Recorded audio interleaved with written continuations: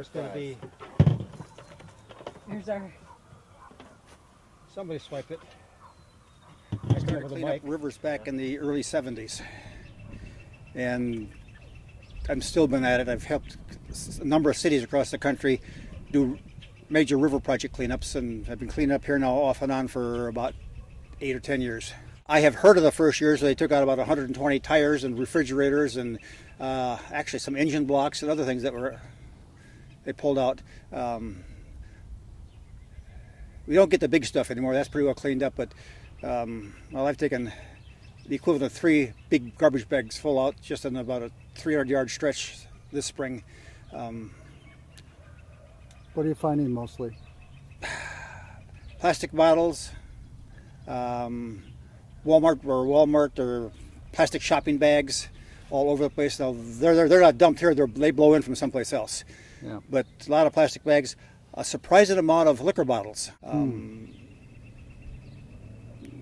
cups, plates, bicycles, you name it, it's along there. Well, I've traveled all over the United States. I got a motorhome and we travel and we stop at little communities all over. And your first impression of coming into a community is how much garbage is along the streets. You take a look at that and there's no pride here. And then every once in a while you come across a town that says, my God, this is just as clean as somebody went out and raked the yard, it's all perfect. That says a lot about a community. If they got pride in their community, they do a good job and they take care of things. We need to get Alberta dressed up like that so everybody feels that commitment to keeping the whole community clean. One of the comments I heard is if you see a wrapper in a parking lot, you should pick it up because eventually it's going to wind up in the water. Everything flows to the lakes. Everything in Freeborn County flows to some lake, someplace, and it flows downstream. It lands in the water, it flows to the lake, and then the lake will dump it on the bank someplace along the way. It doesn't just doesn't keep moving downstream. It floats out the way down.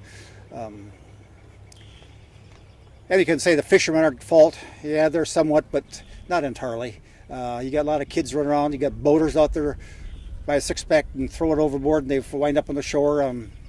It's all kinds of things. But again, you want to attract boaters to the area. If they go boating along and looking at the shoreline and it's all full of garbage, it doesn't look good for the city. It doesn't help. Most of the stuff you found along the shore doesn't pollute the water directly, although I found a full quart of brake fluid out there today that was still brake fluid in it. Now that would eventually have contaminated a lot of stuff. To get the lakes cleaned up and get to the point we can dredge and everything else, we've got to prove to the DNR and all other powers that be that, yes, we want a clean community and we're willing to do our best to get it there. You sweep your grass clippings, you blow them out into the street and let them go. They float down the nearest grate and straight out into the lake, and that helps the lake turn green. It's a little bit, everybody contributes to it to some extent. Yeah. The people that fertilize their yards, what would you tell them about?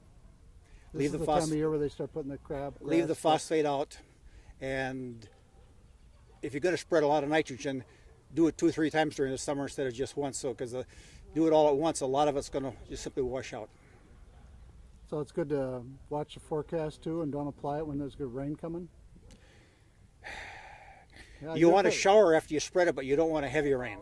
Okay. If you got an inch or 2 forecast, don't spread it. But if you got, at least I spread it the night before. You're going to have an overnight rain. They're talking light showers, and that kind of soaks it down on the ground a little bit.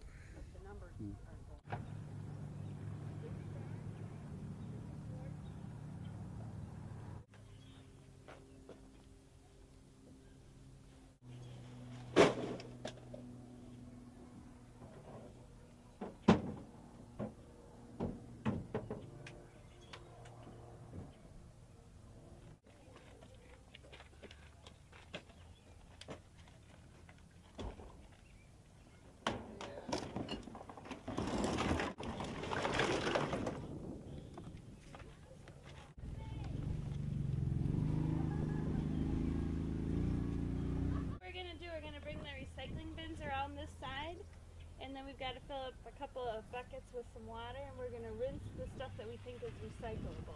Oh, okay. So it's kind of a messy job, but what the ahead. Okay.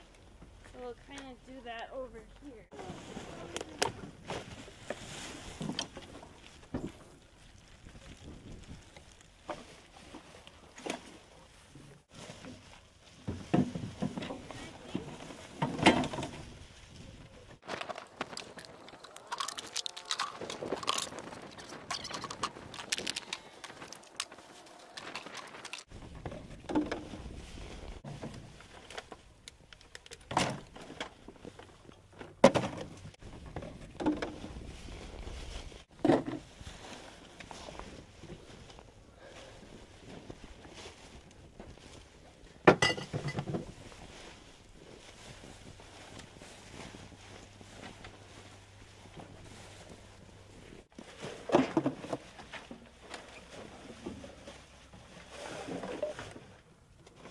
Surprised what you're finding out here?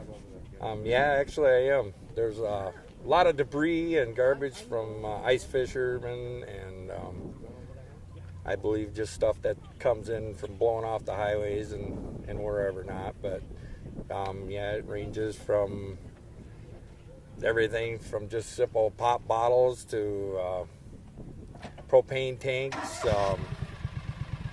fishing lures and poles and all types of that stuff. Well, it's a good thing to have the community come out and clean it up. I mean, it really makes a big difference on how it looks, and we should keep our lakes and stuff looking nice.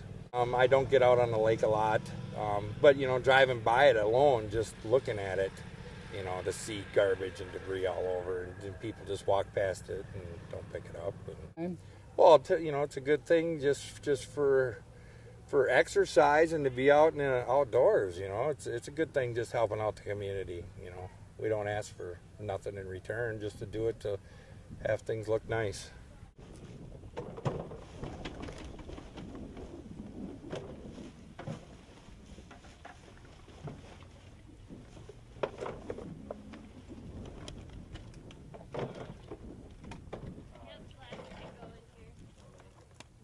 Yep, anything that's plastic or glass. We've been cleaning the same area, and I think what we're finding is that primarily it's a lot of trash and debris that maybe has washed in from stormwater runoff and things like that. Really? They can come from the stormwater? Yep. Mm-hmm. I don't think people realize that. Right. Anything that is on the street essentially can end up in the lake, and that's, as the currents flow, a lot of this stuff probably started in Fountain Lake, which is the more recreational of the two lakes, and it actually ends up going over the dam, filters its way with the current through the channel, and ends up actually in Albert Lea Lake. And it's pretty important that we get it before it gets any further, because if it ends up going down the Shell Rock and start getting into some other watersheds, it's just, we're affecting water quality elsewhere. So. And the Shell Rock is the beginning of the watershed, isn't it? It is. For a lot of people. Yep, it is. Starts here. Starts here. Starts at the Shell Rock. It flows into the Cedar, then into the Iowa, and then Mississippi. onto the Mississippi. Into the Gulf. Yep, into the ocean. And then into the ocean's currents. Right. And there's like dead zones full of plastic out there. And we know that they're floating. I mean, you wouldn't call it an island, but that's essentially probably what it looks like from the air, is an island of floating plastic and debris. And you can probably see that primarily that is what we're finding. So, What steps can people do to help this? I think it's important, if you're out walking with your family or you're out just in a group of friends, just to go ahead and pick up even 10 things. 10 things and discard them in the trash can, whichever one happens to be closest. You're helping immensely, because and I think the volunteers today could tell you that it's not totally fun work to try and pull it out after it's been submerged and it's dirty, and we're actually having to wash things so that they can be recycled, whereas it would have been nice to eliminate one step and just have someone put it in a recycling bin.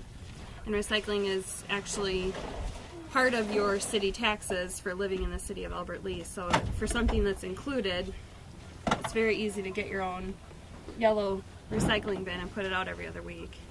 Anybody who's living with curb and gutter is to try and keep that clean, because especially near and around the lake, that is all running right down into the lake, you'll see those culverts and inlets that are essentially pumping that stormwater right into the lake.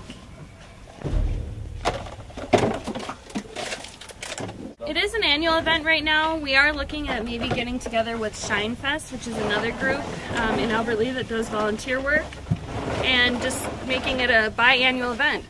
By the time people have started using Fountain Lake and recreation picks up, so we're getting into the June, July, August months, by the end of August there's a need to actually go ahead and pick up